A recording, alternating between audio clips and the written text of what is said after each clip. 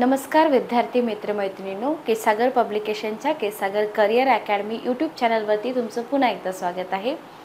Next मंथमध्ये असलेल्या TET परीक्षेसाठी आपण इथं प्रिपरेशन करत आहोत। केसागर पब्लिकेशनतर्फे लेक्चर सिरीज पूर्णपणे मोफत आहे। अतिशय नामांकित अशा पुस्तकावरती आपण इथं आधारित लेक्चर सिरीज कंडक्ट करत आहोत। तर question answer previous year question सोबतच थेरीचा इम्पॉर्टन्स किती आहे हे आपल्याला माहिती आहे। सो आपण इथे काही थेरीचे सेशन कव्हर करत आहोत।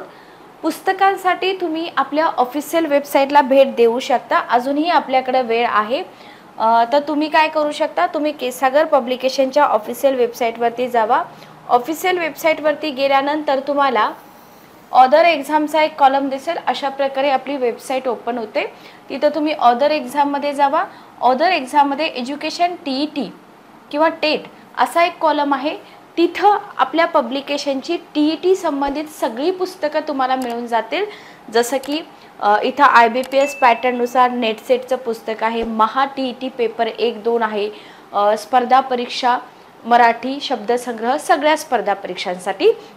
त्याच्यानंतर शिक्षक अभियोग्यता आहे, घटकनिहाय विश्लेषण आणि स्पष्टीकरणे आहे, अंकगणिताची पुस्तकं आहेत।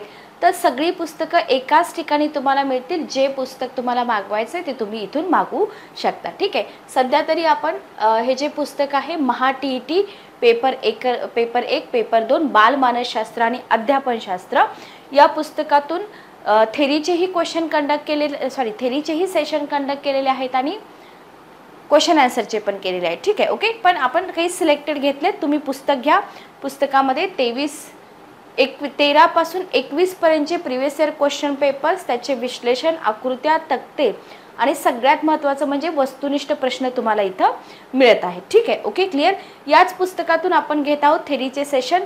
पुस्तक तुम्हाला ऑफिशियल वेबसाईट शिवाय Amazon फ्लिपकार्टवरती पण मिळतील आणि जर तुम्ही पुण्यामध्ये असाल तर तुम्ही केसागर बुक हाऊसला भेट देऊन पुस्तक परचेस करू शकता, ठीक आहे ओके क्लिअर। चला तर आजच्या लेक्चरमध्ये आपण शिकणार आहोत टॉपिक म्हणजे बुद्धिमत्ता। सगळ्यात महत्त्वाचा टॉपिक बालमानसशास्त्र, बुद्धिमत्ता, बुद्धिमत्ता उपपत्ती, बुद्धिमत्तेचे सिद्धांत, बुद्धिमत्ता संकल्पना असेल किंवा याच्यामध्ये बुद्धिमत्तेचे प्रकार असतील। याच्यावरती प्रीवियस इयरमध्ये पण खूप जास्त क्वेश्चन आलेले आहेत आणि आताही येतील। डीएड बीएडचाच हा सिलेबस आहे, पण रिव्हिजन आणि परफेक्शन खूप जास्त महत्त्वाचं आहे। सो आपण इथं हा टॉपिक शिकणार आहोत, ठीक आहे ओके क्लिअर। चला, जे विद्यार्थी चॅनलवरती नवीन आहे चॅनलला सबस्क्राईब करा, बेल नोटिफिकेशन ऑन करा, म्हणजे नवीन नवीन जे लेक्चर आपले येणार आहेत ना त्याच्या नोटिफिकेशन तुम्हाला मिळून जातील। बुद्धिमत्ता म्हणजे काय, साधी सिंपल डेफिनेशन असते, काही मानसशास्त्रज्ञांनी केलेल्या डेफिनेशन पण आहेत, त्या पण आपण बघणार आहोत। सिंपल आहे बुद्धिमत्ता, बुद्धिमत्तेचं स्वरूप। तर बुद्धिमत्ता म्हणजे काय, कधी कधी तुम्हाला इंट्रोडक्शनमधनं क्वेश्चन येत नाहीत, कधी कधी येतात। तर बुद्धिमत्ता हा जो शब्द आहे आपण डे टू डे लाईफमध्ये वापरतो की नाही, वापरतो बरोबर, दैनंदिन जीवनामध्ये वापरतो।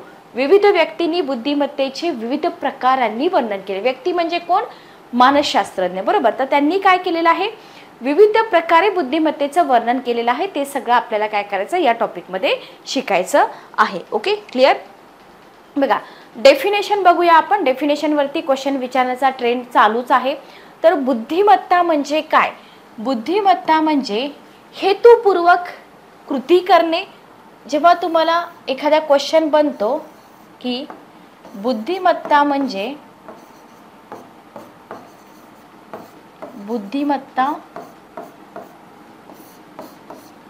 म्हणजे डॅश डॅश, ठीक आहे ओके। पहिला ऑप्शन असतो हा ऑप्शन तुमचा, हेतुपूर्वक कृती करणे। दुसरा ऑप्शन असतो तर्कपूर्ण विचार करणे, ओके। तिसरा ऑप्शन असतो परिस्थितीचं परिणामकारकपणे समायोजन करणे, ओके। आणि हे 3 ऑप्शन तुम्हाला दिलेले असतात। जर तुम्ही बुद्धिमत्ता संकल्पना, बुद्धिमत्तेचं स्वरूप आणि त्याच्या डेफिनेशन समजून घेतल्या असतील तर तुम्हाला लक्षात येईल की बुद्धिमत्ता म्हणजे काय, हेतुपूर्वक कृती करणे, तर्कपूर्ण विचार करणे, आपल्या परिस्थितीशी परिणामकारकपणे समायोजन करणं म्हणजे काय बुद्धिमत्ता. ठीक आहे, तर हीच डेफिनेशन तुम्हाला क्वेश्चन फॉर्मॅटमध्ये कशी विचारली जाऊ शकते ते मी तुम्हाला इथं सांगितले. Okay, clear. मग अशा व्यक्ती बुद्धिमान असतात. कोणत्या व्यक्ती बुद्धिमान असतात? किंवा आपल्या कामामध्ये निष्णात असतात. असं काम ज्याच्यामध्ये बघा, ज्या व्यक्ती हेतुपूर्वक कृती करतात, तर्कपूर्ण विचार करतात, आपल्या परिस्थितीशी परिणामकारकपणे समायोजन करतात, अशा व्यक्तींना आपण म्हणतो की या व्यक्ती बुद्धिमान आहेत. बरोबर. मग त्या व्यक्ती निष्णात असतात. लक्षात घ्या, कामामध्ये निष्णात असतात. असं काम, कोणत्या कामामध्ये? की असं काम जिथं तारतम्य, ज्याला आपण जजमेंट म्हणतो इंग्लिशमध्ये, अवधान, अटेन्शन, कारणमीमांसा, स्मरणशक्ती, शब्दसंचय इत्यादींचा वापर करावा लागतो. लक्षात घ्या, ज्या व्यक्ती हेतुपूर्वक कृती करतात, तर्कपूर्ण विचार करतात, आपल्या परिस्थितीशी परिणामकारकपणे समायोजन करतात, त्या व्यक्तींना आपण म्हणतो की हा व्यक्ती बुद्धिमान आहेत. आणि असा व्यक्ती त्याच्या कामामध्ये निष्णात असतो. तर त्या कामाचं वैशिष्ट्य काय असतं? म्हणजे तो जे काम करतोय तर त्या कामामध्ये तारतम्य पाहिजे. बरोबर. अवधान पाहिजे, कारणमीमांसा पाहिजे, स्मरणशक्ती लागते, शब्दसंचय लागतो. या सगळ्यांचा वापर करावा लागतो. आणि ज्या कामामध्ये या सगळ्यांचा वापर करावा लागतो असं काम कोणता व्यक्ती करू शकतो? जो बुद्धिमान आहे. लक्षात आलं? क्लिअर? समजलं बुद्धिमत्ता म्हणजे काय? तर हे सिंपल जेव्हा तुम्ही स्वरूप लक्षात घेता, म्हणजे काय माहिती का, मेन थीम जर तुम्ही त्या टॉपिकची समजून घेतली तर तुम्हाला कशाही प्रकारे क्वेश्चन विचारू द्या, उत्तर तिथं येतात. ठीक आहे, तर ही झाली बुद्धिमत्तेची व्याख्या. याच्यावरती क्वेश्चन कसे बनतात ते देखील मी इथं तुम्हाला एक्सप्लेन केलेलं आहे. Okay, clear. याच्यानंतर आपण बघितलं की वेगवेगळ्या मानसशास्त्रज्ञांनी बुद्धिमत्तेचे वेगवेगळे प्रकार केलेले आहेत, सोयी करता केलेले आहेत. ठीक आहे, ते काय असे परफेक्ट की हेच आहेत बाबा, याच्या पलीकडे नाहीत असं नाहीये, सोयी करता केलेले आहेत. तर सोयी करता त्यांनी काय केलेलं आहे? बुद्धिमत्ता 3 वर्गामध्ये विभागली. Okay, clear. लक्षात ठेवा, क्वेश्चन बनतो इथं पण की बुद्धिमत्ता किती वर्गामध्ये विभागली? 3 वर्गामध्ये विभागली. जसं की पहिला विभाग आहे अमूर्त बुद्धिमत्ता, दुसरा विभाग आहे यांत्रिक बुद्धिमत्ता, तिसरा आहे सामाजिक बुद्धिमत्ता. मेकॅनिकल इंटेलिजन्स, ॲब्स्ट्रॅक्ट इंटेलिजन्स आणि सोशल इंटेलिजन्स. Okay, clear. तर या 3 विभागामध्ये सोयी करता शास्त्रज्ञांनी काय केलं? बुद्धिमत्ता विभागली. आणि याच्यावरती पण आपल्याला क्वेश्चन बनू शकतात. Okay, clear. चला, बुद्धिमत्तेचे 3 प्रकार. ठीक आहे, ओके, क्लिअर.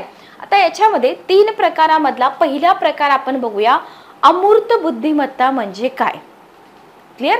अमूर्त बुद्धिमत्ता म्हणजे काय? बघा, शब्द आहेत, समीकरण आहेत, अंक आहेत, आकृत्या आहेत, या प्रकारच्या प्रतीकांना, बरोबर, शब्द, अंक, आकृत्या, त्याच्यानंतर समीकरण, या प्रकारची जी प्रतीक आहेत ना, या प्रतीकांना आणि कल्पनांना समजून घेण्यासाठी कशाची गरज असते? याच्यासाठी गरज असते अमूर्त बुद्धिमत्तेची. Okay, clear. क्वेश्चन इथं पण बनतो, कोणत्या गोष्टींना किंवा कोणत्या बाबींना समजून घेण्यासाठी अमूर्त बुद्धिमत्तेची गरज असते? शब्द, आकृत्या, अंक, समीकरण, प्रतीक आणि कल्पना यांना समजून घेण्यासाठी गरज असते अमूर्त बुद्धिमत्तेची. ठीक आहे, ओके. अमूर्त बुद्धिमत्ता असलेली व्यक्ती प्रतीकांमधील नातं योग्य रीतीने समजून घेऊ शकते. ज्यांच्याकडे अमूर्त बुद्धिमत्ता आहे अशीच व्यक्ती काय करते? या प्रतीकांमधील आणि कल्पनामधील जे नाते आहे ना ते काय करू शकते? योग्य प्रकारे समजून घेऊ शकते. ठीक आहे, ओके. त्यामुळं समस्येची उकल ही करू शकते. जर ह्या प्रतीकांमधील, ह्या कल्पनांमधील नातं जर समजलं नाही त्या व्यक्तीला, बरोबर, तर समस्येची उकल तो व्यक्ती करू शकेल का? नाही करू शकणार. बरोबर. म्हणजे अमूर्त बुद्धिमत्ता असेल तरच तो व्यक्ती इथं समस्येची उकल करू शकतो. डॉक्टर्स असतील, वकील आहेत, साहित्यिक, व्यावसायिक, उद्योजक यांच्यामध्ये या प्रकारची बुद्धिमत्ता बऱ्याच प्रकारे आढळते. बऱ्याच प्रमाणामध्ये आढळते. Very very important. खालीलपैकी कोणकोणत्या लोकांमध्ये अमूर्त बुद्धिमत्ता आढळते? डॉक्टर, वकील, त्याच्यानंतर साहित्यिक, व्यावसायिक, उद्योजक यांच्यामध्ये अमूर्त बुद्धिमत्ता आढळते. ओके, लक्षात आलं? क्लिअर आहे? आय होप, मला वाटतं जेवढं मी एक्सप्लेनेशन दिलंय त्याच्यावरनं तुम्हाला अमूर्त बुद्धिमत्ता म्हणजे काय हे समजलं असेल. याच्या बाहेर शक्यतो तर क्वेश्चन जात नाहीत. नेक्स्ट बघा, यांत्रिक बुद्धिमत्ता. आता याच्यामध्ये काय आहे, याच्यामध्ये शब्दांवरून लक्षात येतं यंत्रासोबत काम करण्याची जी क्षमता आहे ना ती अंतर्भूत होते. विविध प्रकारची यंत्र जी असतात किंवा साधनं जी असतात हाताळण्याची जी हातोटी असते, ओके, मग कोणाला हाताळावी लागतात, मेकॅनिक असतात किंवा इंजिनियर असतात किंवा कारखान्यामध्ये काम करणारे कामगार असतात. तर यांच्याकडे कसली बुद्धिमत्ता लागते, यांच्याकडे यांत्रिक बुद्धिमत्ता लागते, बरोबर. सामाजिक बुद्धिमत्ता आहे आणि तुम्ही यांत्रिक बुद्धिमत्ता नसेल तर तुम्ही एक कामगार म्हणून काम करू शकता का, एक इंजिनियर म्हणून काम करू शकता का, नाही. सो तुम्हाला यांत्रिक बुद्धिमत्ता कोणामध्ये दिसून येईल, मेकॅनिक, ज्यांच्याकडे साधनांचा वापर करावा लागतो, यंत्रांचा वापर करावा लागतो, अशा लोकांना यांत्रिक बुद्धिमत्तेची गरज तिथं असते. ठीक आहे, ओके. त्याच्यानंतर आहे सामाजिक बुद्धिमत्ता. बघा, वैयक्तिक व सामाजिक बाबतीत सुरळीतपणे कार्य करण्याच्या क्षमतेला काय म्हटलं जातं, सामाजिक बुद्धिमत्ता असं म्हटलं जातं. ठीक आहे, ओके. वैयक्तिक आणि सामाजिक बाबतीत सुरळीतपणे कार्य करण्याच्या क्षमतेला म्हटलं जातं सामाजिक बुद्धिमत्ता. विक्रेते असतील, मध्यस्थी किंवा राजकारणी लोक असतील तर ते सामाजिकदृष्ट्या बुद्धिमान असतात. ओके.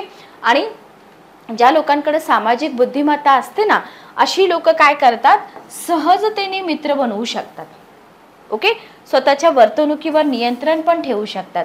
लोकांना समजून घेण्याचं जे एक कसब असतं ना ते यांच्याकडे आपल्याला असलेलं दिसून येतं. सो हे 3 प्रकार आहेत, आपण बघितले. कोणकोणते 3 प्रकार बघा. पहिला प्रकार आपण बघितला अमूर्त बुद्धिमत्ता. शक्यतो तर क्वेश्चन अमूर्त बुद्धिमत्तेवरतीच येतात, लक्षात घ्या. कारण यांत्रिक आणि सामाजिक पटकन लक्षात राहतं, समजतं पण लवकर. ह्याच्यानंतर आपण बघतोय बुद्धिमत्ता मापनाच्या बऱ्याच पद्धती आणि चाचण्या आहेत ज्याच्यावरती आपल्याला क्वेश्चन पण विचारले जातात. याच्यामध्ये अल्फ्रेड बिने यांची जी प्राथमिक चाचणी आहे त्याच्यावरती वारंवार क्वेश्चन पण विचारलेले आहेत. इथं आपण अल्फ्रेड बिने यांची इमेज घेतलेली आहे. तर आपण काय करतो, डीएड बीएड पासून जस्ट आपण अल्फ्रेड बिने वाचलेलं असतं. कधी त्यांची इमेज बघा. ही जी बिनेची चाचणी आहे ना डोक्यात फिट बसून जाईल, कारण का ते पर्सन आपण बघितलेत आणि त्यांनी यांनी ही चाचणी मांडलेली आहे की ती टॅलेंटेड व्यक्ती आहेत, बरोबर, असा आपण इथं विचार करतो. तर हे आहेत अल्फ्रेड बिने, बघून घ्या. ठीक आहे, ओके. तर बघा, बिने यांची प्राथमिक चाचणी. तर अल्फ्रेड बिने या फ्रेंच शास्त्रज्ञास मी तुम्हाला पाठीमागं पण बोलले की जिथं जिथं मानसशास्त्रज्ञांचा उल्लेख येईल तर ते फ्रेंच होते, रशियन होते, कोण होते, भारतीय होते, हे सगळं तुम्हाला लक्षात ठेवायचं. जोड्या लावामध्ये क्वेश्चन विचारला जाऊ शकतो. तर अल्फ्रेड बिने या फ्रेंच शास्त्रज्ञास बुद्धिमत्ता मापनाची पहिली चाचणी निर्माण करण्याचा मान मिळाला. म्हणजे यांनी काय केलं, यांनी पहिली चाचणी निर्माण केलेली आहे. तर बघा, नेक्स्ट आपण इथे बघणार आहोत अल्फ्रेड बिने यांच्या ज्या बुद्धिमापनाच्या पद्धती आहेत किंवा चाचण्या आहेत. ठीक आहे, याच्यावरती पण क्वेश्चन विचारले जातात, लक्षात घ्या. तर इथं जे आपण बघतो ना, तर बिनेची प्राथमिक चाचणी, इथं अल्फ्रेड बिनेची तुम्हाला इमेज दिसत आहे. तर अल्फ्रेड बिने यांची ही जी प्राथमिक चाचणी आहे ना, या प्राथमिक चाचणीवरती क्वेश्चन असतात. बिने सायमन बुद्धिमत्ता श्रेणी जी आहे याच्यावरती पण तुम्हाला क्वेश्चन विचारले जाऊ शकतात. आता हे काय करायचं आहे, हे आपल्याला डिटेलमध्ये बघायचं आहे, लक्षात घ्या. ठीक आहे, ओके. हे आपल्याला डिटेलमध्ये पाहायचं आहे. ओके, जस्ट एक मिनिट थांबा. ओके, बघा. तर इथं शब्द आणि संख्येशी निगडीत, बघा लक्षात घ्या, शब्द आणि संख्येशी निगडीत समस्या सोडविणे. ओके. कारणे आणि परिणाम याच्यातील नातं शोधणं, चिकित्सा किंवा तर्क विचारांचा वापर करणं, प्रश्नांची उत्तरं देताना त्या प्रश्नांविषयी समज आणि अंदाज ठरवणे इत्यादी विषयी मुलांची तयारी पडताळून पाहण्याचं काम ही चाचणी करते. ठीक आहे, जी आपण पाठीमागे चाचणी बघितली बिने सायमन बुद्धिमत्ता श्रेणी किंवा ह्या ज्या चाचण्या आहेत त्याच्यामध्ये तुम्हाला विचारलं जातं की ही चाचणी कशासाठी वापरली जाते. ठीक आहे, ओके. त्याच्यानंतर बघा, 3 ते 15 या वयोगटातील मुलांकरता वेगवेगळ्या गटामध्ये ही चाचणी उपलब्ध केली जाते. लक्षात ठेवा, तुम्हाला हा जो वयोगट आहे हा वयोगट पण विचारला जाऊ शकतो की कोणत्या वयोगटातील मुलांकरता ही चाचणी उपलब्ध आहे. तर 3 ते 15 वयोगटातील मुलांकरता ही चाचणी उपलब्ध आहे. विविध पालकांच्या बुद्धिमत्तेला आणि क्षमतेला गटामध्ये विभागताना मानसिक वय ही संज्ञा किंवा संकल्पना कोणी पुढे आणली किंवा तुम्हाला विचारलं जातं की मानसिक वय ही जी संकल्पना आहे ना, ही संकल्पना कोणी पुढे आणली, तर ही संकल्पना बिने यांनी पुढे आणली होती. लक्षात ठेवा, कोणी पुढे आणली होती? बिने यांनी पुढे आणली होती. ठीक आहे, ओके, क्लिअर. तर इथं 3 ते 15 वयोगट, त्याच्यानंतर मेंटल एज ज्याला आपण मानसिक वय म्हणतो, तर ही संकल्पना बिने यांनी पुढे आणली होती. त्याच्यानंतर बघा दुसरी जी चाचणी होती त्यांची प्रौढांकरता बुद्धिमत्ता चाचणी. ओके, आता इथं जर आपण बघितलं तर इथं एज आहे 16 वर्षांच्या मुलांकरता निर्माण केलेली बुद्धिमत्ता चाचणी ही पुढे बदलून काय झाली, प्रौढांकरता सुद्धा लागू केली गेली. आणि इथं काय गृहीत धरण्यात आलं की बुद्धिमत्तेची जी वाढ आहे, लक्षात घ्या, इथं काय गृहीत धरण्यात आलं की बुद्धिमत्तेची जी वाढ आहे ना, ही वाढ 13 वर्षानंतर मंदावते आणि 16 वर्षानंतर पूर्णपणे थांबते. Very very important. इथं क्वेश्चन करा की असं गृहीत धरण्यात आलं की बुद्धिमत्तेची वाढ 13 वर्षानंतर मंदावते आणि 16 वर्षानंतर पूर्णपणे थांबते. तर तुम्हाला हे जे एज आहे ना, हे एज इथं विचारलं जाऊ शकतं. ठीक आहे, ओके. नेक्स्ट बघा भाषिक चाचण्या. आता तुम्ही जर पाठीमागचे क्वेश्चन पेपर काढून बघितले असतील तर भाषिक चाचण्यांवरती क्वेश्चन येतात. भाषिक चाचण्यामध्ये माहितीची उपचाचणी, समजेची उपचाचणी, अंकांची उपचाचणी, समानत्वाची उपचाचणी, गणिताची उपचाचणी, शब्द संपदा उपचाचणी. ठीक आहे, ओके. तर इथं ह्या झाल्या तुमच्या भाषिक चाचण्या. ओके, अभाषिक चाचण्या पण आहेत. भाषिक आणि अभाषिक दोन्ही चाचण्यांवरती क्वेश्चन विचारले जातात. ओके, आता याच्यामध्ये जर आपण बघितलं माहितीची उपचाचणी, तर बघा सामान्य ज्ञान व माहिती तपासण्याकरिता, म्हणजे उदाहरणार्थ एका फुटामध्ये किती इंच असतात, तर इथं काय केलं जातं, माहितीची उपचाचणी वापरली जाते. ठीक आहे. त्याच्यानंतर आहे समजेची उपचाचणी. ओके, तर बघा सर्वसामान्य समज तपासण्याकरिता, उदाहरणार्थ बघा सर्वसामान्य समज म्हणजे की फॉर एक्झाम्पल बघा नाणी धातूचीच का बनवतात. ओके, तर याच्यासाठी ही समजेची उपचाचणी वापरली जाते. त्याच्यानंतर आहे अंकांची उपचाचणी. लक्षात घ्या, अंकांची मालिका जी असते ना, पुन्हा पुन्हा सांगण्याची क्षमता तपासण्यासाठी याच्यामध्ये शतकापासून 10 कोटी पर्यंत काय केले जातात, कोणतेही अंक सरळ आणि उलट्या क्रमाने सांगणे इत्यादींचा समावेश होतो. उदाहरणार्थ शिक्षकांनी म्हटलं 8 4 3, तर विद्यार्थ्याने ते उलट्या क्रमाने सांगायचं 3 4 8. ओके, याला म्हटलं जातं अंकांची उपचाचणी. त्याच्यानंतर आहे समानत्वाची उपचाचणी. बघा ही चाचणी सर्व उपचाचण्यामध्ये सर्वात महत्वाची आहे, समानत्वाची उपचाचणी. हे पण लक्षात ठेवा. तर इथं भाषिक चाचण्यामध्ये तुम्हाला कोणत्या कोणत्या चाचण्या येतात, माहिती समजेची उपचाचणी, अंकांची उपचाचणी. ओके, आणि त्याच्यानंतर समानत्वाची उपचाचणी. लक्षात आलं, समजते का बघा. ठीक आहे, ओके, क्लिअर. नेक्स्ट बघा गणिताची उपचाचणी. आता इथं जर आपण बघितलं तर तर्क विचार तपासण्यासाठी, लक्षात घ्या, तर्क विचार तपासण्यासाठी या चाचणीमध्ये 10 समस्या दिल्या जातात. त्या अधिकाधिक कठीण स्वरूपाच्या होत जातात. लक्षात घ्या. तर ही झाली गणिताची उपचाचणी.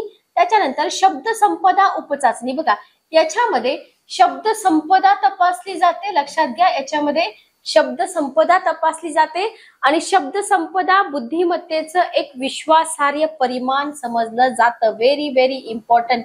याला क्वेश्चन करा की शब्द संपदा हे बुद्धिमत्तेचं एक विश्वासार्ह परिमाण समजलं जातं का. ठीक आहे, तर हे समजलं जातं. Okay, clear. तर इथं आपल्या भाषिक चाचण्या संपतात. तर तुम्ही पाठीमागचे क्वेश्चन पेपर काढून बघितले तर तुमच्या लक्षात येऊन जाईल की भाषिक चाचण्यांवरती कशा पद्धतीनं क्वेश्चन विचारले जातात. ठीक आहे. नेक्स्ट आहे अभाषिक किंवा कृतिशील चाचण्या. पुढचा मुद्दा बघा, अभाषिक किंवा कृतिशील चाचण्या. आता याच्यामध्ये जर आपण बघितलं तर इथं याच्यामध्ये पहिली उपचाचणी येते चित्र व्यवस्थापन उपचाचणी. ओके, दुसरी आहे चित्र पूर्ण करणे उपचाचणी, तिसरी आहे वस्तू एकत्रीकरण उपचाचणी, चौथी आहे अंक प्रतीक चिन्हे उपचाचण्या. ओके, 4 झाल्या. त्याच्यानंतर बघा, ओके 4च आहे. त्याच्यानंतर आपल्याला बुद्धिमत्तेचे सिद्धांत बघायचे. ठीक आहे. तर अभाषिक किंवा कृतिशील चाचण्यामध्ये चित्र व्यवस्थापन उपचाचणी याच्यामध्ये बघा काय केलेलं असतं, चित्रांचा समूह दिलेला असतो आणि जेव्हा एकानंतर एक क्रमाने लावला जातो तेव्हा एक कथाकथन होते. याला म्हटलं जातं चित्र व्यवस्थापन उपचाचणी. ठीक आहे. एकत्रित चित्र दिली जातात, ते चित्र एका क्रमाने लावल्यानंतर एक स्टोरी तयार होते, तर त्याला अभाषिक, बरोबर, तिच्या भाषा नाहीये, फक्त चित्रांच्या माध्यमातून. ओके, छोट्या मुलांसाठी असे पझल असतात. त्याच्यानंतर बघा चित्र पूर्ण करणे उपचाचणी. बघा एखादी चित्रमालिका दिली जाते त्यातलं एखादं चित्र मिसिंग असतं. ठीक आहे, प्रत्येक चित्रामधील काही भाग मुद्दाम वगळलेला असतो. व्यक्तीने काय करायचा असतो, तो भाग ओळखायचा असतो, लक्षात घ्या. ठीक आहे, आणि ही चाचणी बुद्धिमत्तेतील उणेपणा सहज दाखवते. कोणती चाचणी बुद्धिमत्तेतील उणेपणा सहज दाखवते? चित्र पूर्ण करणे उपचाचणी किंवा अभाषिक किंवा कृतीशील चाचणी. ओके, नेक्स्ट बघा वस्तू एकत्रीकरण उपचाचणी. याच्यामध्ये जिक्सॉ फिट म्हणजे एकात एक फिट बसवल्यानंतर एक चित्र तयार होतं, बरोबर. तशा पद्धतीने कोडी दिली जातात. प्रत्येक वेळी आकार अधिकाधिक कठीण होत जातो. एका वेळी एक असे हे कोडे सोडवायचे असतं, याला म्हटले वस्तू एकत्रीकरण उपचाचणी. ठीक आहे, ओके. त्याच्यानंतर आहे अंक प्रतीक चिन्हे उपचाचण्या. बघा या चाचणीमध्ये एका प्रतीक चिन्हाशी एका अंकाची सांगड घालावायची असते आणि याच्यामध्ये ठरवलेल्या संकेत चिन्हाचा वापर करून काय करायचं असतं, ती सांगड घालायची असते. याला म्हटलं जातं अंक प्रतीक चिन्हे उपचाचण्या. ठीक आहे, तर या ज्या भाषिक आणि अभाषिक चाचण्या आहेत ना, छोटासा पॉइंट आहे पण क्वेश्चन विचारले जातात. व्यवस्थित करून ठेवा, याच्या बाहेर तुम्हाला क्वेश्चन इथून तरी विचारले जात नाहीत. ठीक आहे, ओके, क्लिअर. त्याच्यानंतर येतात बुद्धिमत्तेचे सिद्धांत. लक्षात घ्या, बुद्धिमत्तेच्या सिद्धांतामध्ये स्पियरमनचा द्विघटक सिद्धांत आहे. त्याच्यानंतर तुम्हाला बहुघटक सिद्धांत विचारला जातो. त्याच्यानंतर अनेक घटक सिद्धांत पण आहे. त्याच्यानंतर तुम्हाला IQ ची कक्षा, ओके, हे विचारलं जातं. बुद्धिमत्तेचे प्रकार पण आपल्याला विचारले जातात. त्याच्यानंतर डॅनियल गोलमनची भावनिक बुद्धिमत्तेविषयीची उपपत्ती आहे. आता याच्यामध्ये आपल्याला अजून काय विचारलं जातं की भावनिक बुद्धिमत्ता म्हणजे काय. ठीक आहे, आणि ही जी भावनिक बुद्धिमत्ता आहे या भावनिक बुद्धिमत्तेवरती पण पाठीमागं आपल्याला क्वेश्चन विचारलेले आहेत. तर बुद्धिमत्ता टॉपिक अंतर्गत एवढं सगळं कंटेंट आपल्याला इथं शिकायचं आहे. ओके, सुरुवातीला आपण बघूया बुद्धिमत्तेच्या सिद्धांतामध्ये स्पियरमनचा द्विघटक सिद्धांत. बघा 1904 साली, लक्षात घ्या, 1904 साली स्पियरमन या ब्रिटिश मानसशास्त्रज्ञाने हा सिद्धांत मांडला. तुम्हाला जोड्या लावामध्ये वगैरे विचारलं जाऊ शकतं की द्विघटक सिद्धांत कोणी मांडला. अ गटामध्ये सिद्धांत, ब गटामध्ये मानसशास्त्रज्ञांची नावं. ठीक आहे, तर स्पियरमन हे ब्रिटिश मानसशास्त्रज्ञ होते. त्यांनी मांडला हा द्विघटक सिद्धांत. काय सांगतो हा सिद्धांत? बघा या सिद्धांतानुसार बुद्धीच्या प्रत्येक कार्यामध्ये जेव्हा बुद्धीचं कार्य चालू असतं ना, तेव्हा तिथं दोन घटकांची उपस्थिती असते. लक्षात घ्या. ठीक आहे, ओके, दोन घटकांची उपस्थिती असते आणि या दोन घटकांना स्पियरमननं जी घटक आणि यस घटक म्हटलेला आहे. ठीक आहे, जी फॉर काय मला कमेंट बॉक्स मध्ये सांगा. जनरल, स्पेसिफिक हेच आहे का वेगळं काय आहे? तुमचा अभ्यास किती आहे आपण चेक करूया. मला कमेंट बॉक्स मध्ये सांगा की जी फॉर काय आणि येस फॉर काय. ठीक आहे, ओके. आता याच्यामध्ये जर जी घटक आपण बघितला ना, तर हा घटक आंतरिक असून शिक्षणाने आणता येत नाही. लक्षात घ्या. तर कोणता घटक आंतरिक आहे, कोणता घटक बाह्य आहे, हे तुम्हाला इथे लक्षात ठेवायचंय. कोणता घटक शिक्षणानं आणता येतो, कोणता घटक शिक्षणानं आणता येत नाही. तर इथं जर आपण बघितलं तर जी हा घटक आंतरिक आहे तो शिक्षणानं आणता येत नाही. याला सर्वसाधारण बौद्धिक शक्ती असं म्हटलं जातं. तर स्पियरमनच्या द्विघटक सिद्धांता अंतर्गत कोणत्या घटकाला बौद्धिक शक्ती असं म्हटलं जातं? पुन्हा एकदा मी रिपीट करते की स्पियरमनच्या द्विघटक सिद्धांतातील कोणत्या घटकाला बौद्धिक शक्ती असं म्हटलं जातं? ठीक आहे, तर यस हा जो घटक आहे ना, तर हा घटक यस हा घटक जी घटकाने प्रेरित असतो. जी हा आहे आंतरिक घटक, हा काही शिक्षणानं आणता येत नाही, बरोबर. पण तो जी घटकानं प्रेरित असणारा कोणता घटक आहे? यस घटक आहे, बरोबर. आणि तो मात्र शिक्षण प्रशिक्षणाने प्रभावित असतो. पण जरी हा शिक्षण प्रशिक्षणाने प्रभावित असला तरी सुद्धा इथं यस हा घटक आधी जी घटकाने प्रेरित असतो. लक्षात घ्या, म्हणून जी घटकाचं इम्पॉर्टन्स इथं खूप जास्त आहे. Okay, clear. तर इथं आपला स्पियरमनचा द्विघटक सिद्धांतामध्ये जेवढे पॉइंट्स आहेत ज्याच्यावरती क्वेश्चन येण्याची शक्यता आहे ते मी तुम्हाला इथं सांगितले. ठीक आहे, आता हा जो स्पियरमनचा सिद्धांत आहे ना, हा सिद्धांत काय सांगतो किंवा या सिद्धांताने काय स्पष्ट केलं की सगळ्या बौद्धिक कार्यांना, बरोबर, सगळे जे बौद्धिक कार्य आहेत ना, ही बौद्धिक कार्य एकमेकांना थोड्या अधिक प्रमाणामध्ये काय करतात? प्रेरित करतात, बरोबर. कोणतंही बौद्धिक कार्य असू द्या तर ते सेपरेटली नसतं, एकमेकांना काय करतं? प्रेरित करतं. ओके, द्विघटक सिद्धांत जो आहे तो या सगळ्याच बाबतीमध्ये लागू होतो. तर प्रत्येकच बौद्धिक कार्य जी आणि यस या घटकानुसार काही असं स्वप्रेरित असतात, काही शिक्षणाने प्रेरित असतात असं इथं म्हटलेलं आहे. ठीक आहे, काही अंशी प्रशिक्षणाने इथं आत्मसात झालेले असतात. जसं आपण पाठीमागं बघितलं की जी घटक हा आंतरिक असतो, यस घटक हा शिक्षणाने असतो, पण आधी जी घटकाने प्रेरित असतो. ओके, नेक्स्ट बघा, एखादी विद्यार्थिनी एक्झाम्पल दिलंय बघा. एखादी विद्यार्थिनी ती मॅथ्स मध्ये खूप हुशार आहे, तर ती शास्त्रामध्ये पण हुशार असू शकते, कारण तिथं पण न्यूमेरिकल्स असतात. बरोबर, लक्षात आलं. मग त्याचा फायदा तिला तिथं होणार आहे. सो शारीरिक आरोग्य आणि तिचं हस्ताक्षर पण चांगलं असेल तरी सुद्धा या अंगभूत बुद्धिमत्तेचा विकास यस घटकावर सुद्धा अवलंबून असेल. ओके, लक्षात आलं. आंतरिक शिवाय जो यस घटक आहे त्याच्यावरती सुद्धा अवलंबून असेल. तर मी फक्त तुम्हाला एकच क्वेश्चन विचारला, मला कमेंट बॉक्स मध्ये उत्तर सांगा की जी फॉर काय आणि यस फॉर काय. ठीक आहे, ओके. चला नेक्स्ट बघा. नेक्स्ट बहुघटक सिद्धांत. पुढचा आहे बहुघटक सिद्धांत. आधी तर तुम्हाला हे माहित पाहिजे की हा जो बहुघटक सिद्धांत आहे हा कोणी मांडला, तर थॉम्सन. लक्षात घ्या, थॉम्सन हे जे शास्त्रज्ञ आहेत ना, तर थॉम्सन या शास्त्रज्ञाने हा द्विघटक सिद्धांत जो होता या सिद्धांताला कडाडून विरोध दर्शवला. लक्षात घ्या की कोणत्या शास्त्रज्ञाने कशाला विरोध दर्शवला हे आपल्याला इथं माहित पाहिजे. ठीक आहे, तर या थॉम्सन शास्त्रज्ञाने सगळ्याच बौद्धिक घडामोडींमध्ये किंवा क्रियांमध्ये हा जो जनरल घटक आहे, जी घटक आहे ना, या जी घटकाची उपस्थिती स्वीकारली. लक्षात घ्या, बरोबर. हे तुम्हाला महत्वाचं आहे की काय स्वीकारलं आणि काय नाकारलं. तर जी ची उपस्थिती त्यांनी स्वीकारली. ओके, मात्र यस घटक केवळ एकच घटक म्हणून गणला जाण्यास विरोध केला. ओके, लक्षात घ्या थॉम्सननी काय केलं. मग थॉम्सननी काय केलं, इथं S1 S2 S3 अशा घटकांच्या गटाच्या उपस्थितीचा आग्रह धरला की केवळ एकच घटक तुम्ही घेऊ नका, याचे गट घ्या. ठीक आहे, आणि त्याने काय निष्कर्ष काढला की सर्वसामान्य बुद्धिमत्तेपेक्षा वेगळ्या अशा काहीतरी क्षमता असू शकतात ज्याच्यामध्ये इतर अनेक बौद्धिक कार्य करणाऱ्या क्षमतांचा पण अंतर्भाव असू शकतो. तर जे द्विघटक आहे ना, त्यानं द्विघटकाला इथं अपोज केलं. तो काय म्हणतोय की इतर पण घटक आहे त्याच्यामध्ये. बरोबर, ओके. सर्वसामान्य बुद्धिमत्तेपेक्षा वेगळ्या अशा काहीतरी क्षमता असू शकतात. लक्षात आलं. आणि त्या बौद्धिक कार्य करणाऱ्या क्षमतांचाही अंतर्भाव त्याने इथं केलेला आपल्याला दिसून येतो. तर अशा प्रकारे इथं तुम्हाला थॉम्सन बद्दल पण विचारलं जाऊ शकतं. त्याच्यानंतर आहे अनेक घटक सिद्धांत. बघा, हा जो सिद्धांत आहे 1941 ला थर्स्टन या मानसशास्त्रज्ञाने काय केलं, सगळ्या क्षमतांचा समूह शोधण्याचा प्रयत्न केला. ओके, ही ज्याची मिळून बुद्धिमत्ता बनते. बघा, कधी 1941 मध्ये थर्स्टन या मानसशास्त्रज्ञाने सगळ्या क्षमतांचा समूह शोधण्याचा प्रयत्न केला ज्याच्यामध्ये मिळून बुद्धिमत्ता बनते.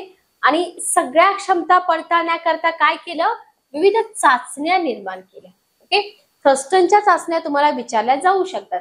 तर थर्स्टनच्या चाचण्यामध्ये पहिली आहे भाषिक समज चाचणी, शाब्दिक कुशलता चाचणी, अंक चाचणी, अवकाश विषयक चाचणी, स्मरणशक्ती चाचणी, ग्रहणशीलतेची गती, तर्क विचार. ओके, तर याच्यामध्ये पण अगेन तुम्हाला हे जे थर्स्टनच्या चाचण्या आहेत ना, हे तुम्हाला जोड्या लावामध्ये विचारलं जाऊ शकतं. ठीक आहे, ओके, क्लिअर. तर लक्षात घ्या, भाषिक समज याच्यामध्ये बोली भाषेची समज आहे, शब्द भंडाराची चाचणी आहे. ओके, अभाषिक कुशलतामध्ये शब्दांचा भरभर विचार करणे, अक्षरांची उलटापालट करून शब्द बनवणे, यमक जुळवणे. ठीक आहे, अंकामध्ये गणिते आणि मोजणी, अवकाश विषयक मध्ये रचना करणे, चित्र काढणे, दृश्य आकारामधील नातं शोधणं. ठीक आहे, स्मरणशक्तीमध्ये आठवणी आणि स्मृती, ग्रहणशीलतेची गती याच्यामध्ये दृश्यातील बारकाव्यांचं ग्रहण करणं, दोन चित्रातील फरक ओळखणं, तर्क विचारामध्ये योग्य ते उत्तर शोधणं. ठीक आहे, आता हे सगळं आपण काय एक्सप्लेन करतोय, कारण IBPS TCS पॅटर्न जर तुम्ही बघितला तर IBPS TCS पॅटर्न नुसार तुम्हाला इथं थोडेसे लेंदी क्वेश्चन विचारले जाऊ शकतात. म्हणजे फक्त बुलेट पॉइंट न विचारता त्याच्यामध्ये जे काही कंटेंट आहे त्याच्यावरती पण तुम्हाला क्वेश्चन विचारले जाऊ शकतात. ठीक आहे, ओके. नेक्स्ट बघा, IQ तक्ता. IQ तक्त्यावरती पण तुम्हाला क्वेश्चन विचारले जातात. इथं तुम्हाला IQ रेंज आणि त्याचं वर्गीकरण लक्षात ठेवा. पॉप्युलेशन मधलं प्रमाण वगैरे तुम्हाला विचारत नाही. तर बघा, IQ रेंज जर 140च्या वर असेल, लक्षात घ्या, IQ रेंज जर 140च्या वर असेल तर प्रतिभावान अलौकिक बुद्धी. ओके. IQ रेंज 120 ते 139 असेल अतिकुशाग्र बुद्धी. 110 119 असेल तर उच्च साधारण बुद्धी. ओके.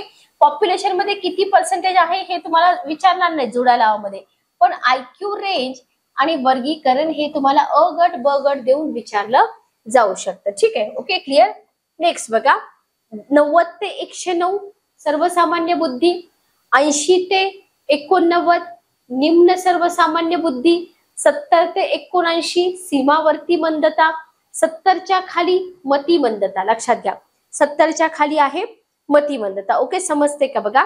तर इथपर्यंत हा पार्ट जो आहे हा पार्ट महत्वाचा आहे. याच्यावरती आपल्याला जोड्या लावामध्ये क्वेश्चन विचारले जाऊ शकतात. ठीक आहे. ओके. क्लिअर. त्याच्यानंतर बघा, बुद्धिमत्तेचे जे प्रकार आहेत ना, हे बुद्धिमत्तेचे प्रकार कोणी मांडले, किती आहे, तर गार्डनर हे जे मानसशास्त्र, आपण थोडस फास्ट घेतोय कारण मानसशास्त्र खूप मोठा सब्जेक्ट आहे आणि इथं तुम्हाला बरीच पुस्तकं पण सजेस्ट केलेली आहेत.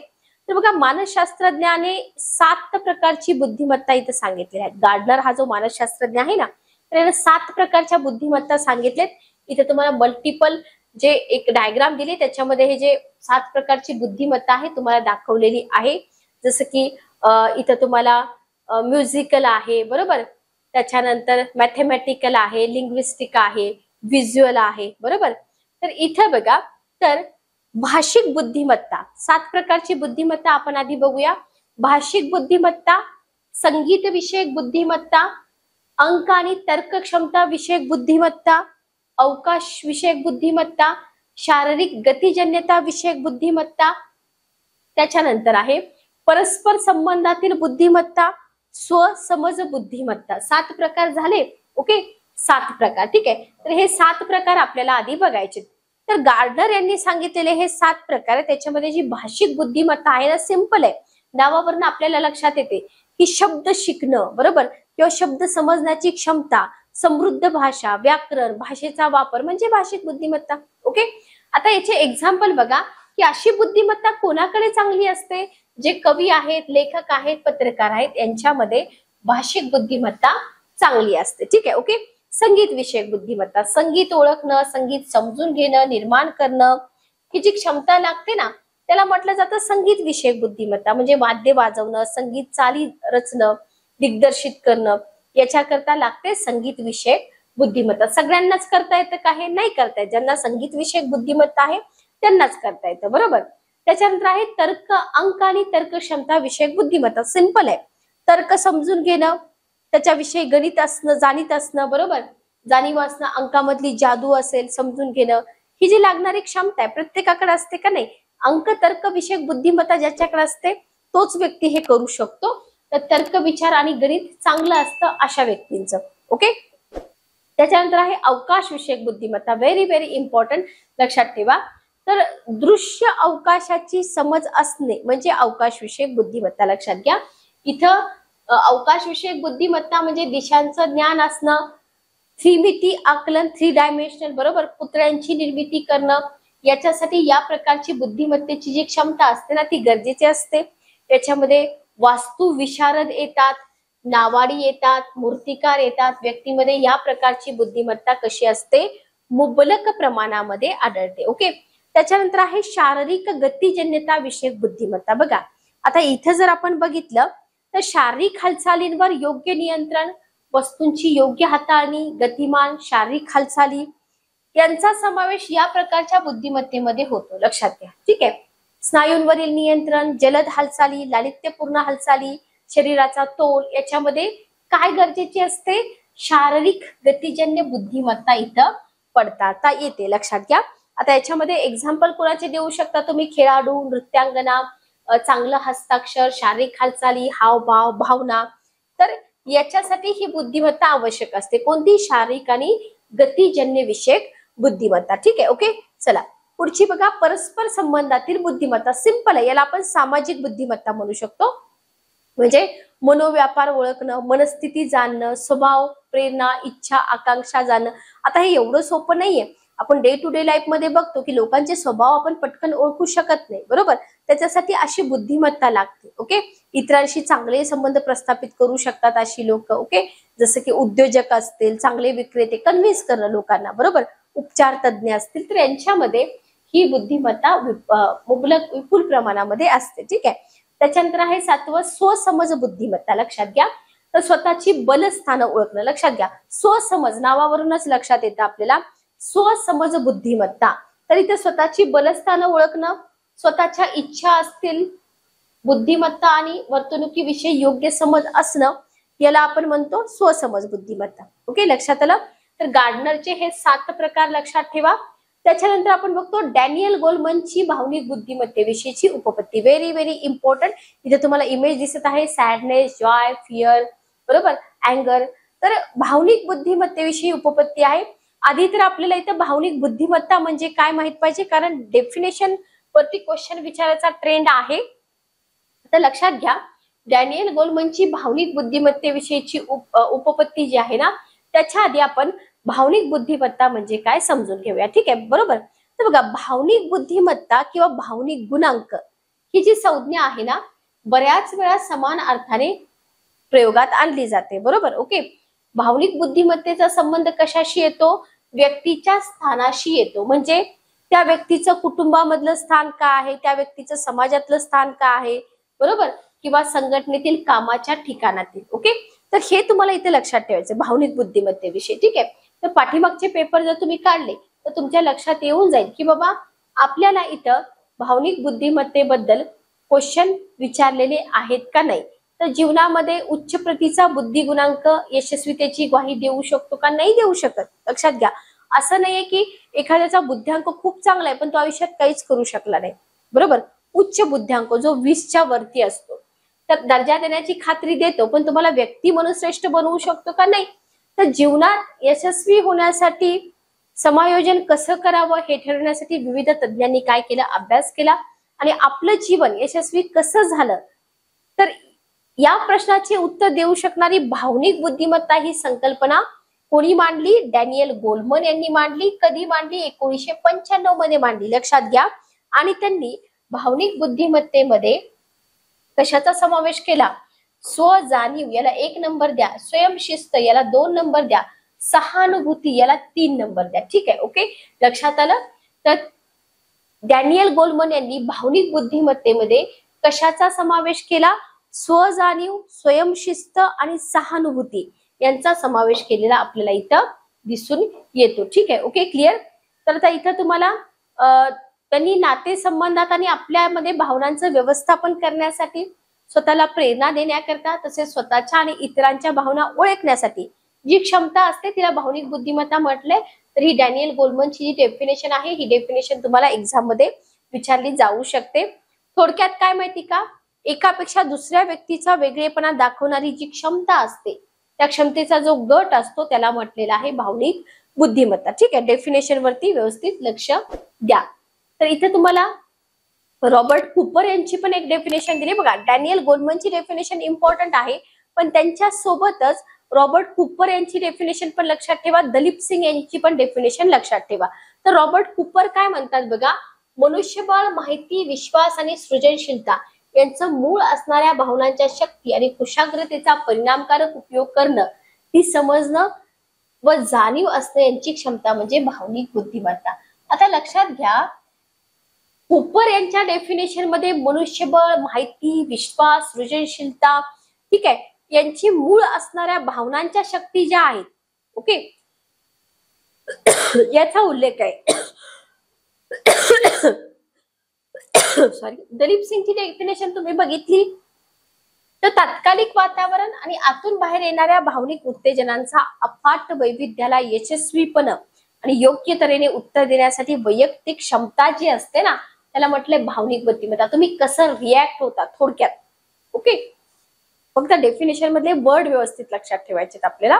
तर या भावनिक बुद्धिमत्तेविषयीच्या ज्या डेफिनेशन आपल्याला 3 दिलेल्या आहेत त्या लक्षात ठेवा. पण आपल्याला इथं भावनिक बुद्धिमत्तेचे जे घटक आहेत जे गोलमनने सुचवलेले आहेत, ओके, डॅनियल गोलमन यांनी सुचवलेले आहेत, हे 5 मुख्य घटक आपल्याला इथं व्यवस्थित अभ्यासायचे आहेत. लक्षात घ्या. आणि हे 5 घटक आपण नेक्स्ट सेशन मध्ये अभ्यासूया. तर हा सेशन आपला तुम्हाला कसा वाटला कमेंट करून नक्की सांगा. टीईटी 2025 साठी IMP टॉपिक क्विक रिव्हिजनची ही सिरीज आपली चालू राहील एक्झाम पर्यंत. नवीन विद्यार्थी चॅनलला सबस्क्राईब करा, बेल नोटिफिकेशन ऑन करा, म्हणजे लेक्चरच्या नोटिफिकेशन तुम्हाला वेळेवर पोहोचतील. ओके. पुस्तकं कशी परचेस करायची याच्यासाठी तुम्हाला डिस्क्रिप्शन बॉक्स मध्ये लिंक दिलेत, पब्लिकेशनचा नंबर पण दिलेला आहे. त्या नंबरवरती जाऊन तुम्ही कॉल किंवा मेसेज करू शकता. ऑल्सो अमेझॉन, फ्लिपकार्ट वरती पण आपली पुस्तकं अवेलेबल आहेत, तुम्ही तिथून पण पुस्तकं परचेस करू शकता. तर भेटूया नेक्स्ट सेशन मध्ये. Good day, take care.